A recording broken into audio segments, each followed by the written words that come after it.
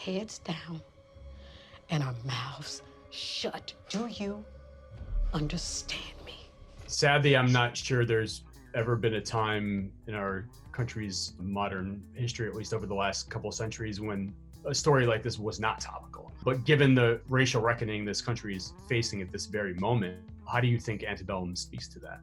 I hope that when people watch this film, that they understand that the past is not the past. When you hear people screaming today, defund the police, abolish the police, do the research to understand and know that during the Civil War in the South, the first policing institution was the slave patrol. And that was put into place to chase down runaway slaves, to stop Black people from a revolt.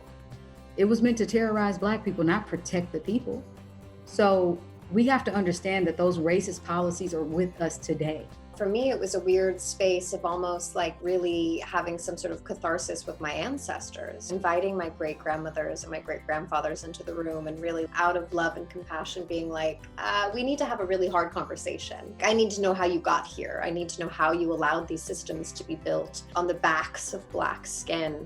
And so I felt like it was really necessary as an actor, particularly like white, cis, female of privilege, to start telling these stories and sort of stop being interested in the white savior, stop being interested in the white fragility, don't protect that. Like we actually really need to unravel where we've come from and show it in a very truthful, authentic way. I think the most precise way that it speaks to the moment is the politic of it, the vote. I hope that people who are saying, I'm just an independent thinker, really think about what that vote means. Even if that reaction is, my vote doesn't mean that. Yes, it does.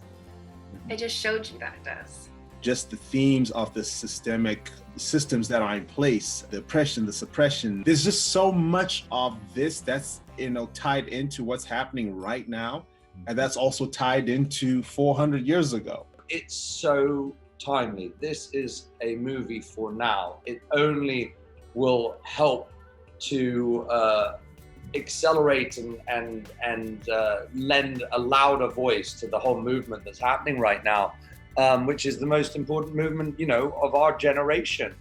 This is history that's happening right now, and I personally want to be on the right side of history. What this film does that's really, really great is it takes horror that everyone can relate to. Everyone can relate to being afraid, but not everyone can relate to racism.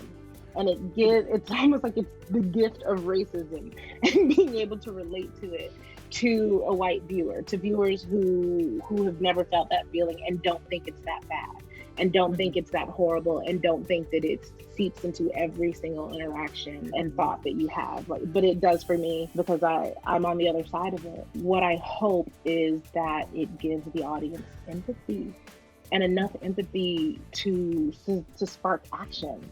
Like, empathy without action means nothing. Recognizing what's happening without action means nothing.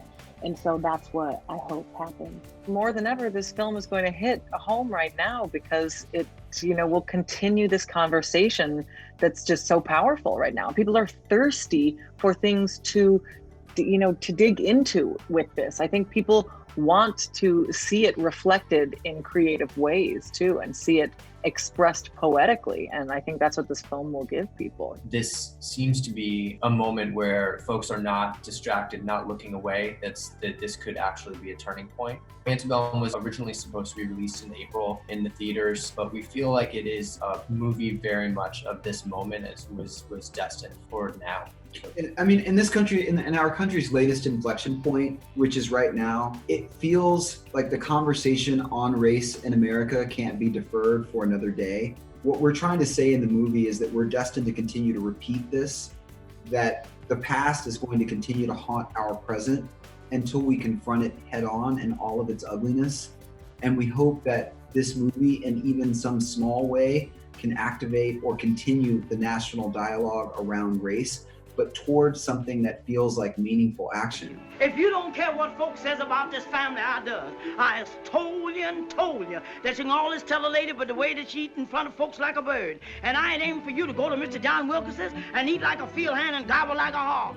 The original sin of slavery will always be a difficult and delicate touch point. How careful and thoughtful do you have to be when portraying it on screen? I will say as a Black American that I find the idea of whitewashing the brutality of slavery to be a disservice to the history. I don't, as a storyteller and Black filmmaker, I will not serve as a co-conspirator in the erasure of my own history. But also when you look at a movie like Gone with the Wind, in my mind, that was a really reckless story. And it was a horror film, and albeit really effective propaganda. From my perspective as a Black American, that was a horror film. And so much, in fact, that Christopher and I were obsessed with correcting the record using those same lenses. So we got the lenses from Gone with the Wind to shoot our movie, and the same weaponry that was meant to misinform, we used it to correct the record with Antebellum. I wasn't aware of it, before signing on. But once I knew they had gotten the same lens, listen, Gone with the Wind is a horror film. There was nothing romantic about that era, that period for me and my people. And the term antebellum obviously carries a lot of weight. What does that word conjure up to you, and why do you think it's so effective a title? All I think about is my ancestors, and I think about how how they were stolen and stolen as property. I'm here because they were forced to be here. I think about Slave Patrol and how we lost so many of our ancestors and justice has never really been served. That is what I think. I think about every sense of the word horror. That's what that period represents for me.